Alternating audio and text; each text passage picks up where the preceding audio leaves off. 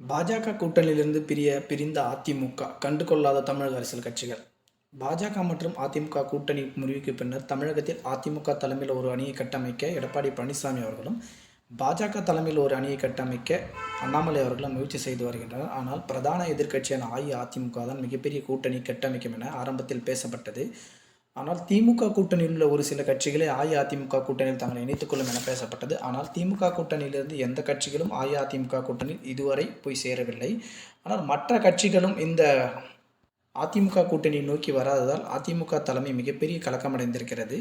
பாமக, தேமுதிக, புதிய தமிழகம் உள்ளிட்ட கட்சிகள் அஇஅதிமுக கூட்டணிக்கு வரும் என எடப்பாடி பழனிசாமி உறுதியாக நம்பினார். ஆனால் அந்த கட்சிகள் அனைவருமே பாஜகவோடு தற்போது பேச்சுவார்த்தை நடத்தி கொண்டிருக்கிறார். எடப்பாடி பழனிசாமி மிகப்பெரிய அதிருப்தி அடைந்துள்ளார்.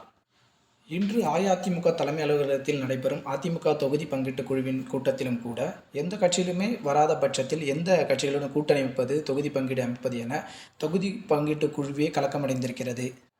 என்னதான் அதிமுக பொதுச் செயலாளர் எடப்பாடி பழனிசாமி பாஜக கூட்டணியிலிருந்து வெளியேறினாலும் அதிமுகவில் உள்ள உச்சக்கட்ட அதிக முக்கியத்துவம் கொண்ட தலைவர்கள் பாஜக கூட்டணியில் நாம் தொடர்ந்து இருக்க வேண்டும் என பேசி வருகின்றனர். குறிப்பாக எஸ்பி வேலுமணி போன்றோர் பாஜக கூட்டணியில் இருப்பதுதான் நமக்கு நலம் என அவ்வப்போது தெரிவித்து வந்தனர்.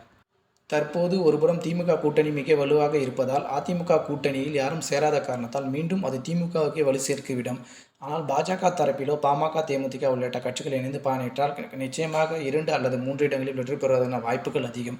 ஒருவேளை பாஜக அதிமுக கூட்டணி இருந்தாலே அதே 3 சீட்கள் தான் கிடைக்கும் என நம்பப்படுகின்ற வேளையில் தற்போது பாஜக தலைமையிலே அந்த சீட் கிடைப்பதால் பாஜக தலைமையும் அண்ணாமலைக்கு பச்சை கொடி காட்டியுள்ளது. தொடர்ந்து அரசியல் சார்ந்த காணொலிகள் தெரிந்து கொள்ள நம்முடைய சேனலை சப்ஸ்கிரைப் செய்யுமாறு அன்போடு கேட்டுக்கொள்கிறோம். நன்றி, வணக்கம்.